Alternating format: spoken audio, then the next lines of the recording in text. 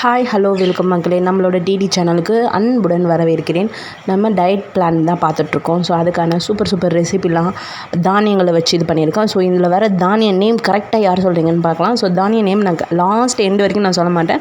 ஆனால் ரெசிபி வந்து செம்ம சூப்பராக இருந்துச்சு. இதில் குழிப்பணிகாரமும் செய்யலாம், தோசையும் செய்யலாம். வாங்க நம்ம வீடியோக்குள்ளே போய் பார்க்கலாம். ஆல்ரெடி சொன்னதாங்க, ஓகேங்களா. இந்த தானிய நேம் யாருக்கு தெரியுமோ அந்த தானியத்தோட நேமை கமெண்ட் செக்ஷனில் சொல்லிவிடுங்க மறக்காமல். சூப்பராக இருக்குது, இந்த பார்க்கும்போது அப்படியே சூப்பராக இருக்குது. ஸோ நைட்டே வந்து நான் ஊற வச்சுட்டேன். ஒரு கப் எடுத்தேன். ஸோ 4 தோசை 5 வந்து குழிப்பணிகாரம் வந்துச்சு. ஸோ அது கூட வந்து 1 டீஸ்பூன் உளுத்தம்பருப்பு, இன்னொரு டீஸ்பூன் ஆட் பண்ணிங்க. 2 டீஸ்பூன் உளுத்தம்பருப்பு, 2 டீஸ்பூன் கடலப்பருப்பு, 2 டீஸ்பூன் வந்து துவரம்பருப்பு, ஓகேங்களா. ஸோ இப்போ துவரம்பருப்பு இல்லைன்னா பைத்தம்பருப்பு கூட நீங்கள் ஆட் பண்ணிங்க, ஓகேங்களா. இது மூணுத்தையும் சேர்த்து ஊற வச்சுருங்க. அந்த தானியம் அது மட்டும் இல்லாமல் இது மூணுத்தையும் சேர்த்து ஊற வச்சுருங்க. நைட் ஃபுல்லாகவே நல்லா ஊறிட்ட பிறகு பார்த்தீங்கன்னா மார்னிங் எழுந்திரிச்சு ஓப்பன் பண்ணி பாருங்கள். ஓப்பன் பண்ணி மேலே வந்து பபிள்ஸ் மாதிரி வந்திருக்கும். அழுத்தி பாருங்கள். அழுத்தி பாதியாக உடஞ்சிச்சின்னா ஓகே. ஸோ இது எல்லாத்தையும் வந்து மிக்சர் ஜாரில் போட்டு நல்லா வந்து கிரைண்ட் பண்ணி எடுத்துங்க. தனித்தனியாகவும் பண்ணுறதுனாலும் பண்ணலாம், இல்லை ஓவரால் ரெண்டுமே போட்டு இது பண்ணிவிடுங்க. லைட்டாக பிஞ்ச் ஆஃப் சால்ட் போட்டுங்க.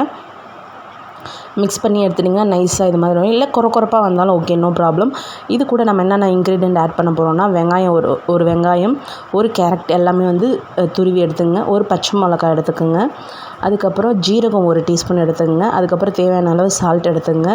அது மட்டும் இல்லை, இது கூடவே கொஞ்சோண்டு வந்து பெருங்காயத்தூள் ஆட் பண்ணிங்க, ஓகேங்களா. ஸோ பெருங்காயத்தூள் ஆட் பண்ணிங்கன்னா அதில் பருப்பெல்லாம் இருக்குல்ல, ஸோ கேஸ் ஆகாது. ஸோ அதனால் நல்லா மிக்ஸ் பண்ணிங்க.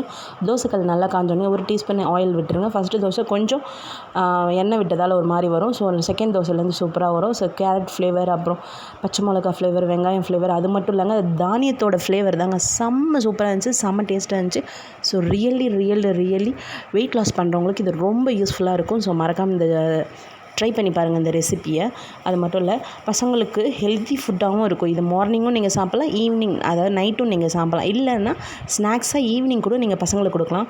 தோசை கூட ஒரு தக்காளி சட்னி வச்சு கொடுத்துருங்க. நான் வந்து குருமா தான் செஞ்சேன். ஸோ குருமாவும் வேறு லெவலில் இருந்துச்சு, ஓகேங்களா. ஸோ குருமாவோட வீடியோ லிங்க்கை நீங்கள் டிஸ்கிரிப்ஷனுக்கு போய் செக் பண்ணி பாருங்கள். சூப்பராக இருந்துச்சு குருமா டேஸ்ட்டும்.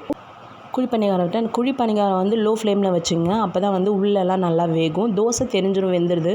ஸோ இது வெந்தது தெரியாது. அதனால் இதை பார்த்து பொறுமையாக எடுங்க. ஃபுல்லாக க்ளோஸ் பண்ணி வச்சுருங்க.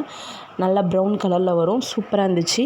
அது மட்டும் அது குருமாவோட தொட்டு சாப்பிடும்போது வேறு லெவலில் இருந்தது. இதே மாதிரி நீங்கள் ஹெல்த்தியான food and weight loss food உங்களுக்கு தேவைன்னா மறக்காமல் நம்ம சேனல் லைக் பண்ணுங்கள், ஷேர் பண்ணுங்கள், சப்ஸ்கிரைப் பண்ணி வச்சுங்க, ஓகேங்களா.